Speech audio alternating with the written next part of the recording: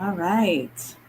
Welcome, everybody. Welcome to the Move Up Mindset show here with me, Mary Despe. Super excited to have you guys here for our show in April. And boy, I am super excited to have two awesome resources when it comes to resumes and personal branding joining us today. We have Steph Cartwright as well as Annette Richmond here taking questions on our topic for today, which is true or false, uncovering the myths of resume and LinkedIn optimization.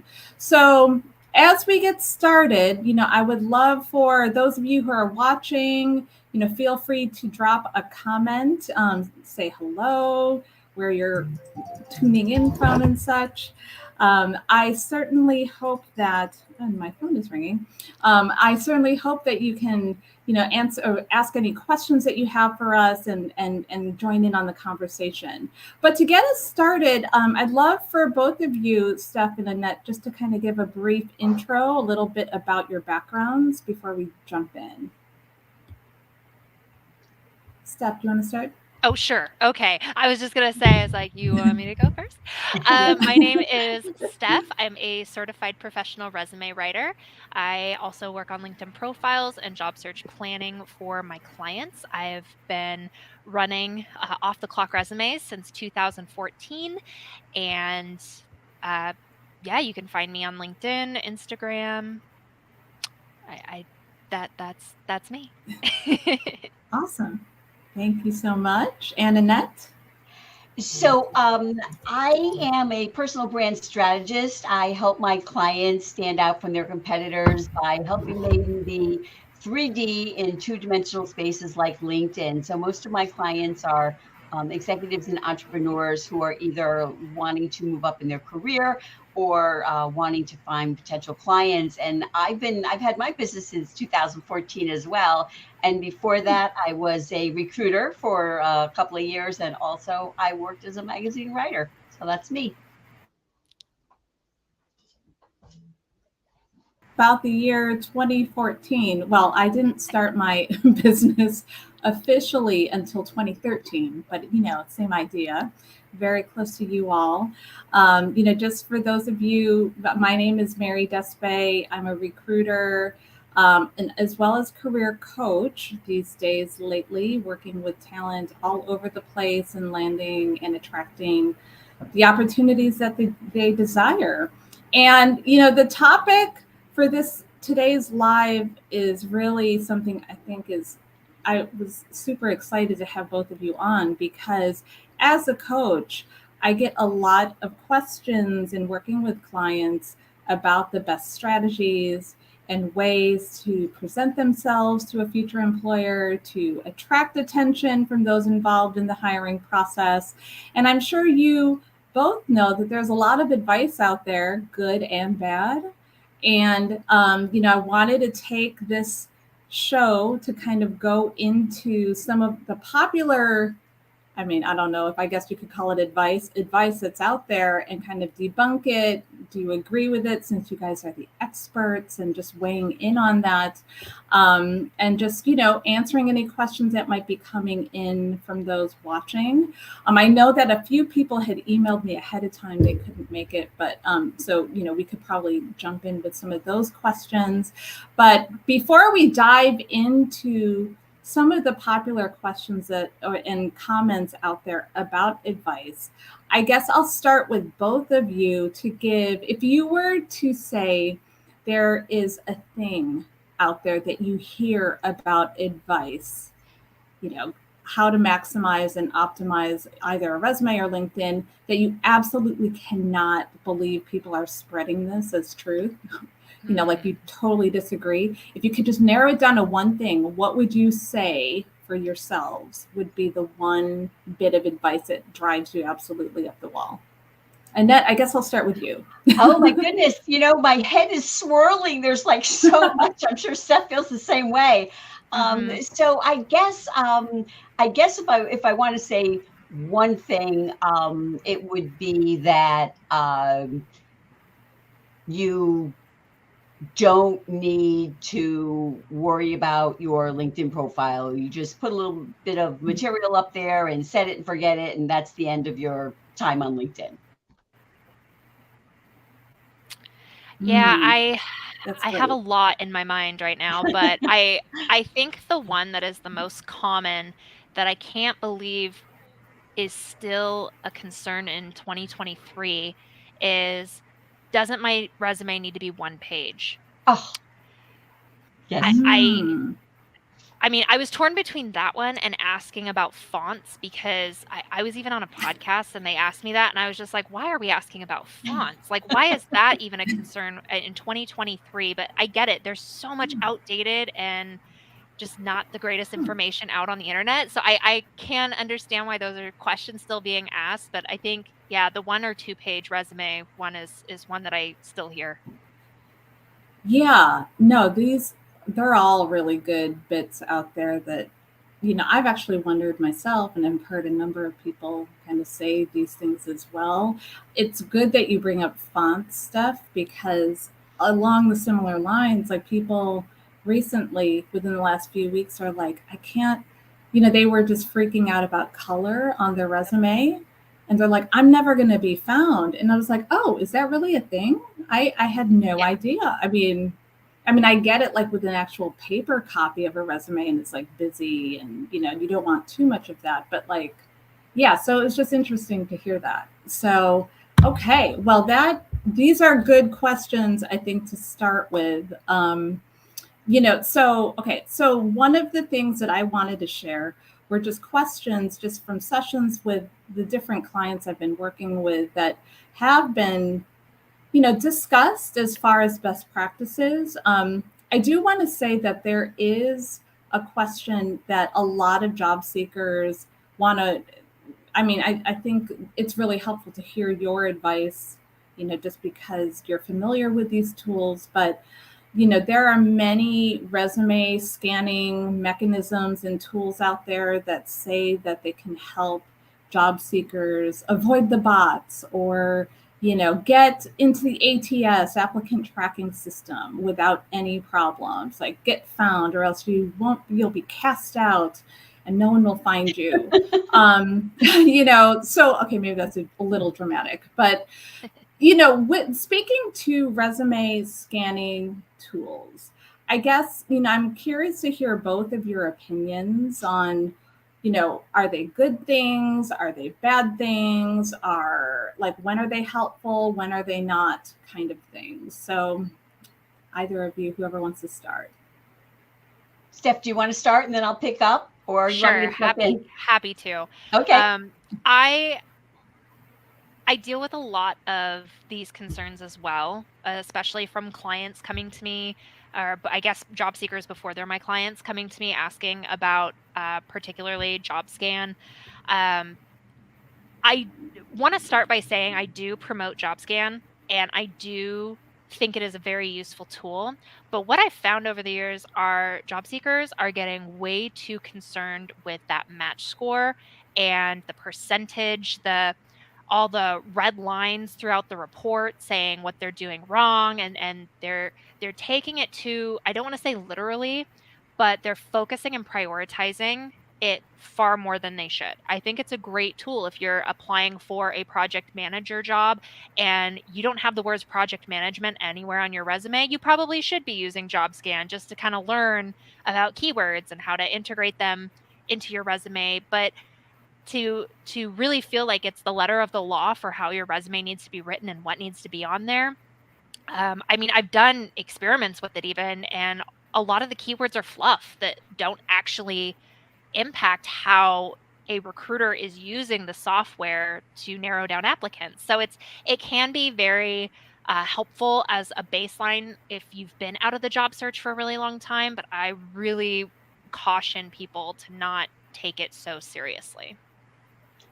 Yeah, I agree with you. I agree with what you're saying. As far as JobScan, I'm not as much of a fan of the tools. I mean, JobScan is a good one, if you want a tool like that, there's also Skills Thinker, which is, similar and way cheaper. I mean, it's way less Yes. expensive to use. But you can, if you're wanting to match up the skills that are in the job description and have them, be on your resume. Of course, that is important. And I think what you're talking about a little bit is trying to game the system, and people playing with JobScan or whatever and trying to, match 100%, which is kind of like, it doesn't even work that way.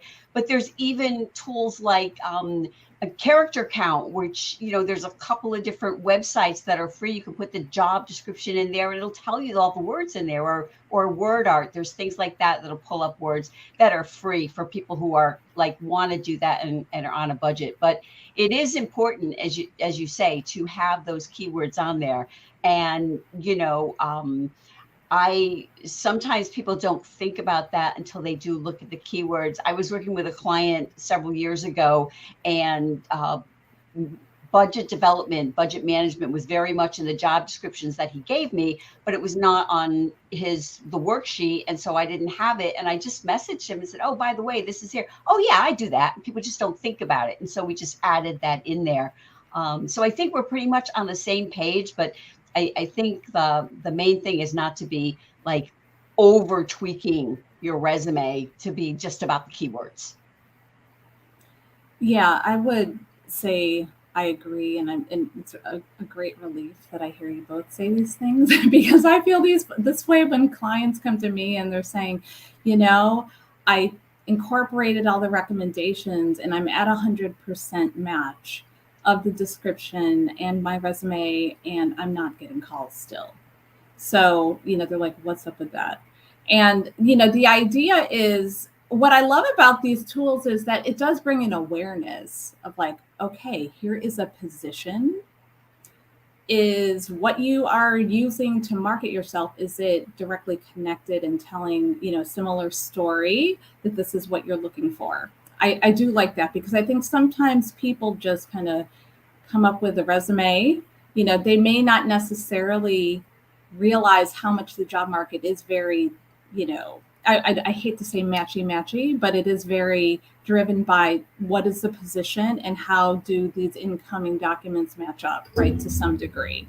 However, what would be your advice to people who don't have a position in sight, but they're like, I need a new role and this is what I do? Do you work with clients that don't have specific positions out there? Like how do you go about, tailoring and creating a resume for them that is really strong and suitable for what they're doing, even though there may not be a description in sight? Go ahead. Well, this jumps out at me because, I think, a generic resume is going to impress no one. If someone comes to me and they really are like, I want to do something else, I don't know what I want to do, but I send them to a career coach to figure it out first, because I want to write a resume strategically. Now, that doesn't mean that it has to be a specific job, but if you're now working in financial services and you're thinking, oh, maybe I'll move to, public relations. Well, you don't want that generic kind of just throw everything in there and hope something sticks. So that's my thought. And it's kind of a pet peeve of mine. So sorry, I jumped right in there. No, that's great. Steph, do you have anything to add to that? I also encourage my clients before working with me to either work with a career exploration and transition coach, or to do some research on their own first to figure out what exactly is your ideal next role. What even if you don't have a job title to put to it, because job titles can change across industries and companies, and what is your ideal next role? And when they're working with me for my done for you resume services, I ask them to provide up to 3 job postings. And from that, we can craft what I call a broadly targeted master resume. So we're bringing a little bit of focus to the resume without it necessarily being optimized for one specific role. And then after I work with my clients, I give them tools to help them target it for a specific job posting. Now, when I have clients that are trying to create that broad generic, resume that's targeting such wildly different jobs, then I do really encourage them to look at, okay, this is how hiring software is working. This is how hiring trends are going. If you are trying to position yourself as the best person for everyone, you're not going to be the best fit for anyone. Mhm. So you have to be crystal clear on what your brand, what your value is, and be able to convey that. Even if it's not for one specific job at one specific company, you can tweak it to do that down the road, but at least getting clear on what your message is to employers. Yeah, no, I think that this is really helpful. I love this because, I've actually been working with people recently that going through the exercise of, okay, so what are you targeting for your positions? Some of them are very prepared, like, oh, I saw this on LinkedIn, I saw this on Indeed, whatever the positions, they have the URLs. There is a good variety of people. And perhaps I don't know, maybe it's a generational thing, but I've just noticed that, I've had a lot of clients too say, well, I can do a lot of different things. And I just want the job to come to me. And it's interesting because they don't have anything in mind. And, Right. Maybe before, because I remember these days, like, okay, I have an idea of what I'd like to do, but like, do I need to bust out the specific job description to move forward? No, but it certainly is a very valued tool, I think, to target now. Like, that's very much part of the conversation with these resumes. So this really, really good insight. I'm glad to hear this. Okay. So I want to go back. Let's just mix it up beyond resumes. So, Annette, you had mentioned the thing that drives you absolutely nuts. And I think this is common wisdom with a lot of people on LinkedIn that, hey, I just need a profile to show that I exist, I'm legitimate, and that's it. So, LinkedIn profile for career advancing professionals, what are some of the best practices that you would share or look for in a LinkedIn profile that's set up for being optimized? Like, what are some things that you look for?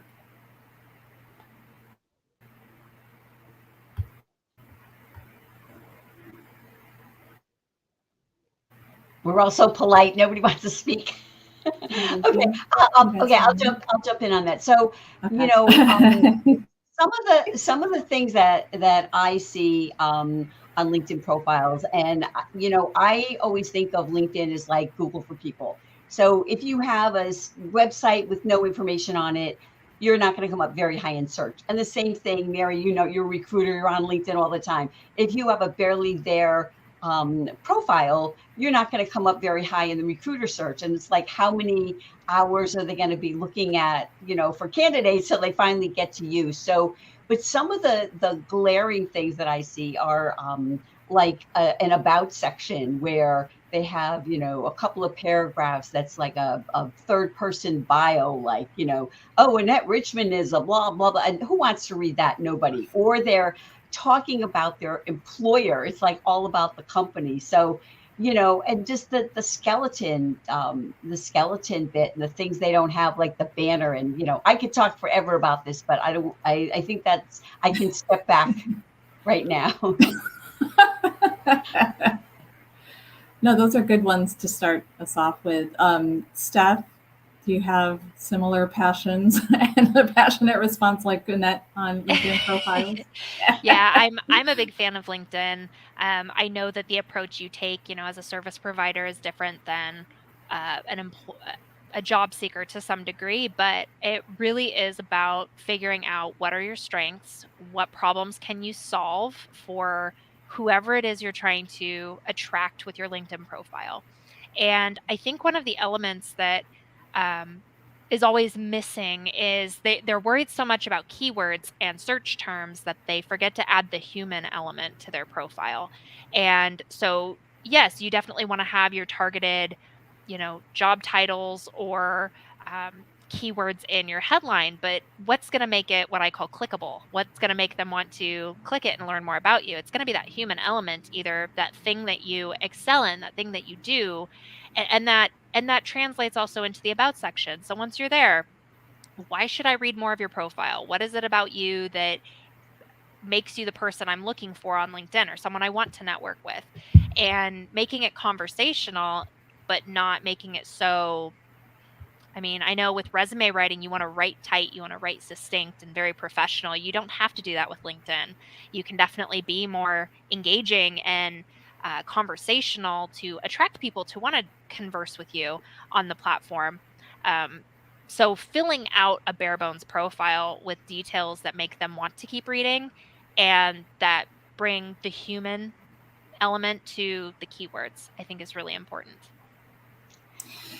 So this is, oh, I'm sorry, Annette, were you going to jump in? No, I was just going to say, I love that you brought up the whole idea of the human. And, when I talk to the clients that I work with, I say, you want to talk about, kind of what drives you, what excites you, why did you go into your career? I mean, and people, you'll often get things that are so interesting. Like, someone I worked with who was a CMO, and he actually studied anthropology in college. And so he brought that to his role in marketing, the understanding of different cultures. And so if you can bring something like that in, it humanizes you and makes you memorable in a good way. So the advice that I hear, or at least I shouldn't say advice, the pushback that I get from people that really, they don't want to spruce up their LinkedIn profile is that, well, I'm just going to copy and paste my resume and put it in there. So from what I'm hearing from the two of you, it sounds like, I mean, sure, we might be able to do that functionally on the profile, but it really serves different purposes than a resume. It seems like it's a window, I guess is the best way to put it, like to you, that is not necessarily restricted to just like your accomplishments on the job, where you might see that on a resume. Is that like, how would you define the difference between the two? You want to take that one, Annette? Sure. So, when someone goes to your LinkedIn profile, they want to learn about you. What Stephanie was just talking about is they want to learn more about you, not just what you do. And they want to get that sort of full picture of you, who you are. And that's where, things like having a background banner on your profile and having your profile video, something where people can get to meet you, even if it's, it's that 30 seconds, 29 seconds that they get to learn a little bit about you. And, so many people do think of LinkedIn as being, transactional. I am on LinkedIn. I am networking. I am going to network with people who can find me a job, kind of this robotic thing. And it really is, to think about it as being human to human and looking for, people, yes, that, might be in your industry, but people that could become your friends, and so I think, and that's what the first thing that Steph said about being the human to human. And I just think that's the most important thing about LinkedIn, really. I'd like to add, that's something I like that you use the word friendship, because that's something that I use with my clients as well. Is your goal with LinkedIn is to turn business contacts into professional friendships. So when you go into creating a LinkedIn profile or utilizing LinkedIn, the first thing you want to think is, what is my goal with LinkedIn? It may not always be to find a new job. Maybe it's to eventually, breach into a new industry. Maybe it's to start landing thought leadership opportunities, whether they're media placements or speaking engagements, and thinking in terms of, okay, so who am I trying to attract with my profile? Who do I want to reach out to me for X, Y, and Z opportunities?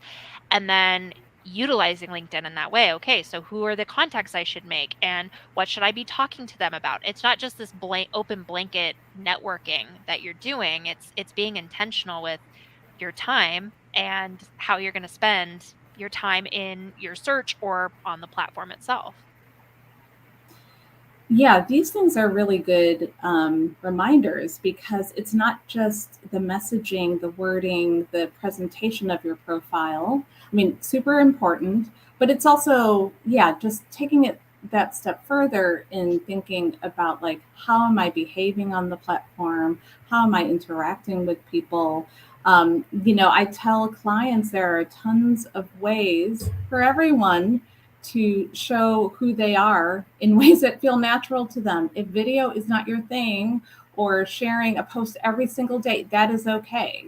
You can figure out other ways to be yourself beyond just saying like you like something. I mean, it's a starting point, but let's, push a little bit further and figure out other ways that you can engage and meet other people who have similar interests or are in those circles of leadership that you are excited by, because the more that you participate and it's tagged to certain interests, those kind of people and events and other kinds of news articles will start showing up in your feed and vice versa if you are more active. And it really is not just a placeholder for like, hi, my professional identity, here you go. Right. Yeah, it really brings it to life, I think, is what I'm hearing from both of you.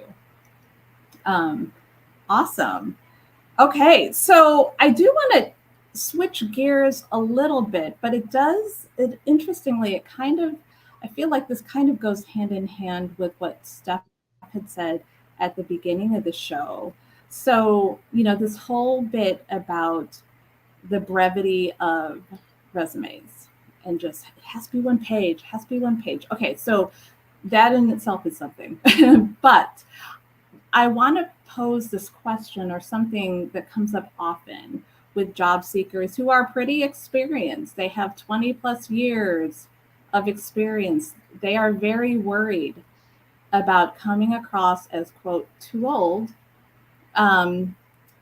or not in touch, or just, the dynamics of ageism. I would hate to say that, like it exists, but it does. I mean, it completely does. So, I have come across and worked with clients that have said, the resume writer that I'm working with, cut 10 years from my experience, 15 years of my experience, all for the sake of making it shorter, trying to get it on one page, which I find kind of hard to believe. I'm like, it's more than one page. but anyway, so what would be your advice to those candidates that are very experienced, looking for a refresh in their resume about what to include in their body of work, what not to include? And I'm sure it's going to tie to the resume length to some degree. So I would love to hear what you both have opinions on with this. Well, I'll start us off if you don't mind. No, great. I think that, so the first thing that comes to mind is I worked with a client who sent me a one-page resume. We're doing an update.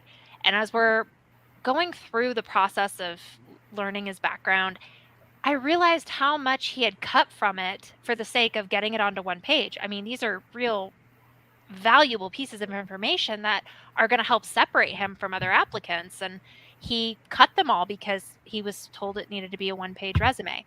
So I think when it comes down to what's on your resume and what's not is, you want to make sure that you're positioning yourself as the best fit for the job. You need to show that you clearly understand the goals of the role, that you have the top functional job-related skills that they're looking for. Those are also those keywords.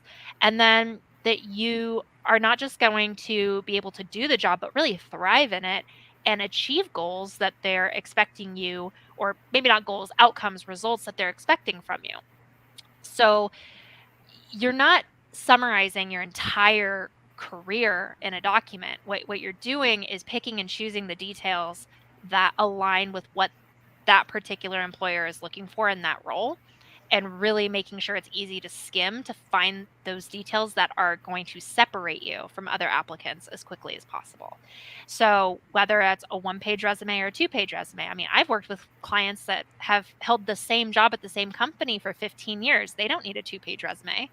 But I've worked with clients that have worked at 4 or 5 different jobs over the last 10 to 15 years or longer. And yeah, let's get that to a 2-page resume so that it's succinct, but it's going to not cut any details that are going to hurt you instead of help you. Yeah, that's great. The first thing I would say is, don't lead with, I have 20 plus years experience on your resume or on your LinkedIn about section. So people often do that. They like, so immediately, subconsciously, oh, okay. And I have sort of heard and read here and there that can also lead recruiters to think that you're overqualified for positions if you're, leading with that 20 plus years of experience. But I'm with you, Steph, on the stories, and you want to have little stories or achievement statements or value statements, or whatever you want to call them, which we put in bullets, underneath the brief job description. You want to have them illustrate different things that you want to demonstrate to your employer. So you want to have different stories to showcase different things. And I understand. I work mostly with people that had long careers, and often they fall in love with their older careers, like writers who fall in love with their words and they can't edit themselves down because everything is fabulous.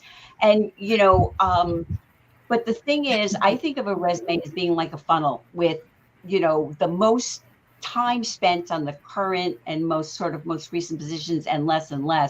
But one thing two things that I do to highlight things that, can be particularly important that are from earlier on in the career is I create career highlights or milestones at the top of the resume. And sometimes you can pull something from 10, 15 years ago and put it up top to draw attention to it and showcase it, even though it is from earlier in the career.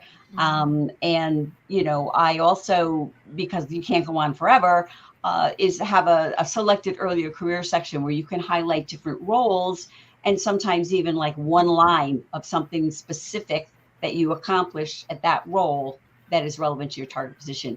But, I think as we've all been saying, you want it to be relevant to your target position. So if it's not, then that's the strategy. Knowing what to leave out is as important as knowing what to put in. Yeah, I feel like, at least I know when I started interviewing for jobs and learning all about resumes way back when, I feel like the wisdom that I had received was more like put everything on there. Like it's more of a historical document, testament to time. She has lived and this is what she has done. But, it has changed quite radically since then. And I know that with clients that I work with, I always defer to resume writers because they really know how to package it and really tell the story. But typically when people ask me, what do I think? I'm like, usually there's no need to put all those in there. You want to focus on relevant and current skills to kind of give that indication that you are keeping up, you're not, behind, you're not resting on your laurels, you're always developing your skills and being current with what's out there in the market. But, it's also not a hard and fast rule always. I feel too, like I'd like to know what that body of work is, because if they are just doing things recently, it's fine. But there's really interesting stuff from way back when. I would love to learn a little bit more about that. Yeah, well, that's where I think you can, pull things up from the past. And it's also where LinkedIn profile comes in. And really my understanding when I was a recruiter, if you get a resume and you're interested in it, you're going to go to their LinkedIn profile to learn more. And so, I would think that there are things that can work into that. So, Absolutely. Oh, there you go. So I think there might our connection might have just I think our connection just lagged for a second, but yeah. So I'm sorry, Annette, could you say what you had just mentioned previously about the LinkedIn profile? I think I caught part of what you'd said. Oh, I think if someone gets your resume, the first thing they're going to do, if they're interested, is go and look at your LinkedIn profile. And so that is where you can, bring up that information in your about section, even if you're talking about, you know, uh, one thing that attracted to this career is whatever it is. And my very first job doing whatever that was really just propelled me forward and made me know that I was in the right place. So you can bring things, bring that storytelling through storytelling, bring those things up forward, you know. I worked with a client who had an extensive early career in journalism, but was targeting after 10 plus years of executive marketing experience, a communications role, and he adamantly wanted that journalism bit, and it was such outdated old career experience. So we actually integrated that into his branding statement, his summary at the top. It was a one like not even a one liner. It was integrated into something that was so much more impactful and relevant to his current career goals. But you can definitely add in those older experiences without adding a whole paragraph to your resume or LinkedIn profile. Yeah, I love that. It's funny that I've worked with a couple of different people who were formerly professional athletes, and they might say, I got my competitive spirit from Yep. my time playing professional basketball, and it's like, oh, okay, and it's personality, because you can have personality in resumes too. They don't have to be dry. No, and having talking points too, like icebreakers, little things that obviously you don't want a full line to take up or a full paragraph to take up, of just that. But even in your about section, I like to put in a little, blurb about work-life balance where you can catch me if I'm not working, for a client. That way there is a little bit of an icebreaker, a human element, something that is going to be attention catching that isn't just career driven. But yes, you can definitely integrate those details into a resume as well. I just would caution people not to get too worked up over that element that is not necessarily going to move them forward. Mm-hmm. Yeah, those are great points. I would say that I'm kind of I love that approach. I mean, just seeing how the the two pieces, resumes and LinkedIn profiles, how they really do help each other, I guess you could say, and the candidate and telling the story. I mean, Annette, absolutely. That I know that whenever I come across resumes for candidates, I want to learn more. So, like anywhere I can find out more. So naturally, I'll look on LinkedIn, of course. I mean, I'm one of those weird people that like reading cover letters. I love cover letters. I want to learn more. And then I'll go like check people out where else they might be online or doing. But vice versa. I think like if you come across someone interesting on LinkedIn and you're seeing, what they're involved with, you want to learn more, like what is the depth of that experience. And it may not be in the window of LinkedIn, but let's reach out and build that connection so they can share more of that detail via the resume. So I think, yeah, all of those things are really, really awesome to hear. I wanted to, well, first say hey and hello to Jonathan. Thank you so much for being on, watching us. And for those of you who are watching, feel free to drop your comments or questions for either Steph or Annette in the chat or the comment section, and we're happy to take them.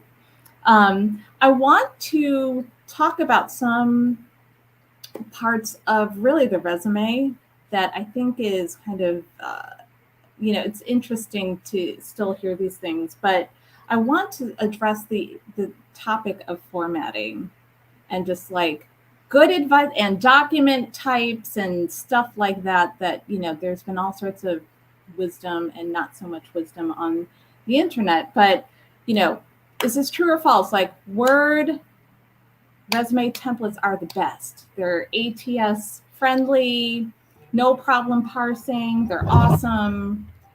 Like, what do you guys think? Well, maybe and maybe not. So no, because a Word document that has text boxes in it, well, no, that's not necessarily going to be ATS friendly.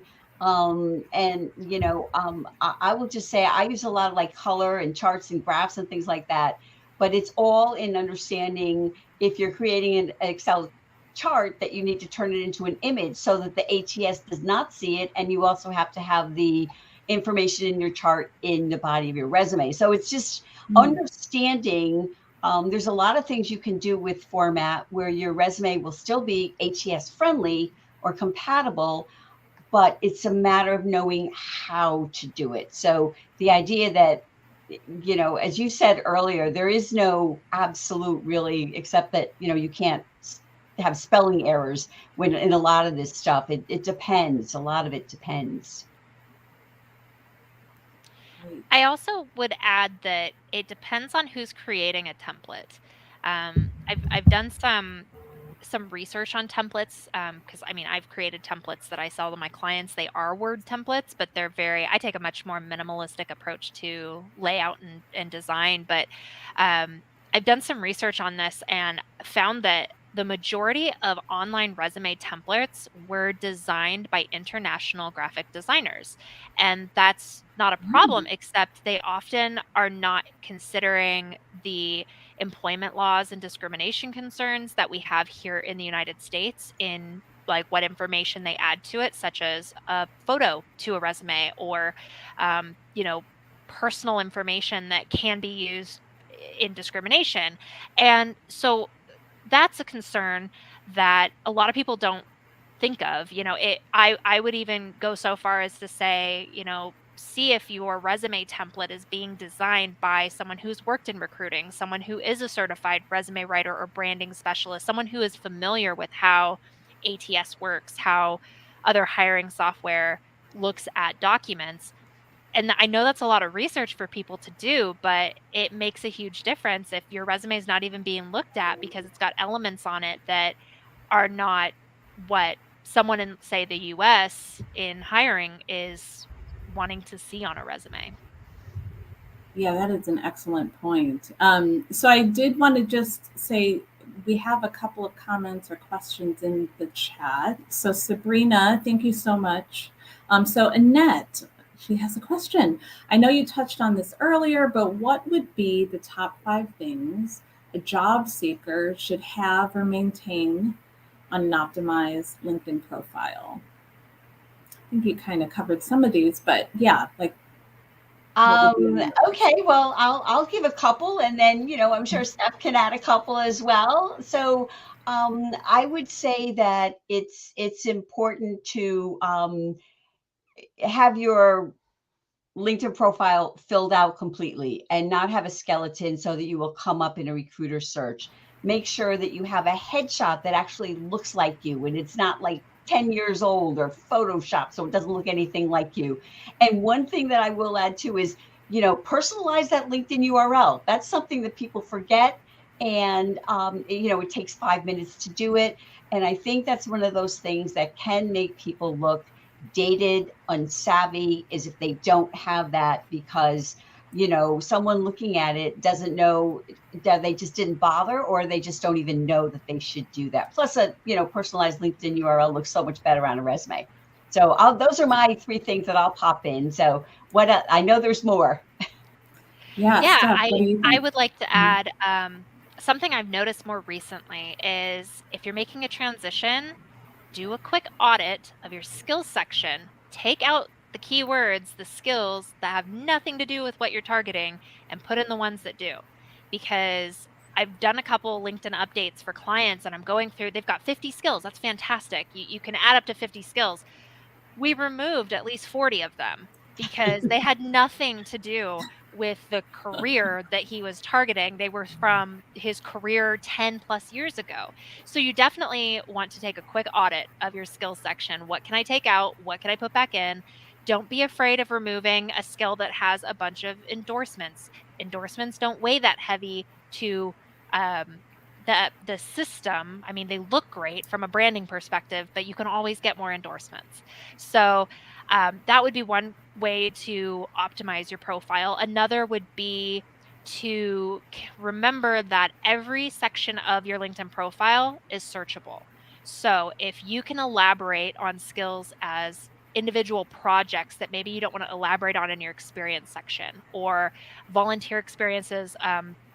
One of the ways I love to optimize my profile as a certified resume writer is I've added one of our industry organizations as an organization, and I've gone through and I've listed the conferences and the different sessions I've attended, because that is training and skill sets that I have developed that can help boost my profile. So don't discredit those additional sections if you have details you can elaborate on.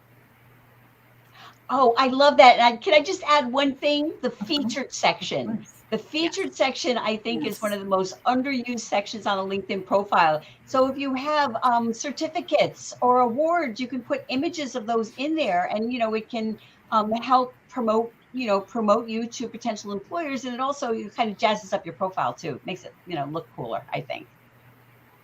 Yeah, I would totally agree with that. So, one thing, so just to build on to Sabrina's quick question that she brings up. So she mentions that, she is a recent graduate, so her career experience is a bit short, and she's looking also to transition into tech from the teaching arena. So is there anything, and either of you can take this, what should she be leveraging to highlight to, that adds positively to this kind of transformation? I would recommend, if, again, tech is such a broad term, there's so many different types of tech roles you could be targeting here. Boost your profile by finding online courses free through LinkedIn Learning, through other paid sites. And you can then add those as courses or skill sets that you've built based on, if you don't have that experience in your past, you can go and show the extra effort of developing those skills to add them to your profile. No, that's great. One thing that I was thinking of when you're talking about the skills too is my understanding from recruiters that I've spoken with is that if you have tests that you can take, that recruiters are looking at those and to see that you have that competency, and that they can actually ask you to take certain tests to test your skills if they want to interview you. So, that would be something based on what I've heard would be a good idea to do as well. Yeah, I mean, I think the more information you can share, for sure, about your qualification or your knowledge in areas are, certainly include those. And I think that's a really good call out, Annette. Yeah, I think there are, either like short, tests. I forget exactly what they call them. I know they also have them on Indeed, too, just to kind of show that you're proficient in something with their standard, you scored a certain thing. Certainly some recruiters look for that. And it's interesting because you both talk about really important things that I think the big thing takeaway that I get is that, like, think about not just how to present yourself, but also how you can be discovered on the platform, because recruiters, other people are searching, and behind the scenes they are looking for certain fields in their searches and certain things, and a lot of it is based off of fields that are mapping directly into the profile for LinkedIn. And so, like, for example, we just had a conversation, myself and someone else, about this, the frame, that's the open to work banner, not banner, the frame on the face. Like, should we put that on there? Shouldn't we? Like, is that good? Is it going to help? Is it not? And I mean, while it is a personal choice, what sometimes people don't realize is it is a searchable field behind the scenes in LinkedIn Recruiter. So among, search keywords, the skills field itself is a searchable field. Titles. I mean, LinkedIn is smart enough to know semantically, like, if a certain title is something that's also associated and grouped with certain levels, or what it might also be commonly called. So it's very smart to, incorporate as much information about you that really, just shows off, your skill base and what you are working towards as well. So, okay. So we have a couple of questions and comments. Thank you so much for jumping in and putting them in there. This is what we're here for.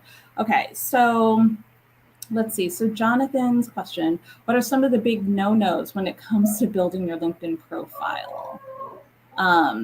Yeah, I feel you on this. I've been ghosted a ton and don't know if something you're doing is wrong. Steph and Annette, like anything around some of the no-nos with a LinkedIn profile. Do you want to start, Steph? Sure. So when it comes to ghosting, my first thought is it might not necessarily be a profile approach or a profile issue. It could be an approach issue. Because I know that a big turnoff for me is when I connect with someone and they instantly are trying to sell me something. And from a job search perspective, instantly trying to get something from someone versus cultivating sort of a relationship. It doesn't have to be a long-term relationship, but like actually getting to know each other and making it a more mutually beneficial conversation even. So that could be a potential issue if you're not getting responses. Maybe check at your messaging, check at your, how you're communicating with people on the platform. Are you jumping straight into what you want versus, getting to know somebody? Now, if that's not the concern at all, then, having a bare bones LinkedIn profile is a turnoff to a lot of people. I know one. If I go to a profile and I see that person has no activity, it makes me wonder, are they just kind of skulking? Do they actually use LinkedIn? If I reply to them, are they going to get back to me in the next 3 months? So commenting, liking, sharing posts, adding posts, status updates to the feed, those are things that people look at, especially recruiters, saying, oh, this person's not that active. Are they even going to get back to me? So that could be a potential issue as well. Yeah, that is so true. And it's interesting if you are in say you're in sales or business development, you're talking about how you're this big networker and you have all these blah blah blah, and then the recruiter goes and looks at your profile and you have like 250 connections. It's like, okay, right. So there's a disconnect there. But I agree with you. I have recruiters. I hear recruiters say things like, somebody's messaging me and it's like, do you have a job for me? Do you have a job? Because they mistakenly think that the recruiter like works for the candidates and is not working for the employer, which is a problem. But another thing with LinkedIn, and there's that old saying about it's not what you know, it's who you know. And I think it's really who knows you. And so one of the things that I recommend to people is, you have your list of your target companies. So maybe, or you've seen Mary here and you want to get to know her. So if you go on and you follow her, and when she puts up a post, you comment on it and you start building a little bit of engagement so that when you do send her a connection request, she already knows you a little bit. And so that's how, you're building up that relationship that Steph was just talking about. Is not just and it also goes back to what we were talking about earlier on. It's getting away from that whole transactional thinking and thinking about it more as the human to human.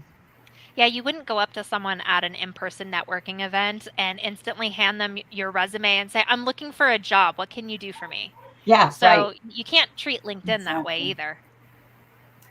Yeah, that's a great point. I mean, it's uncomfortable for a lot of people. They're not used to it, reaching out to strangers that you don't know well and asking them for something like this, and it shouldn't be an ask and really rooted in transactional kind of behavior. You really have to build that relationship.